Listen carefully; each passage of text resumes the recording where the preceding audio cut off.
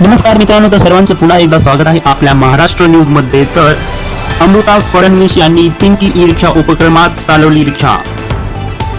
तर महाराष्ट्राचे लाडके मुख्यमंत्री देवेंद्र फडणवीस यांच्या पत्नी आणि सामाजिक कार्यकर्त्या अमृता फडणवीस या नेहमीच आपल्या वेगवेगळ्या उपक्रमांमुळे चर्चेत असतात। जागतिक पर्यावरण दिनाचे औचित्य साधत त्यांनी पुन्हा एकदा सर्वांचे लक्ष वेधून घेतले।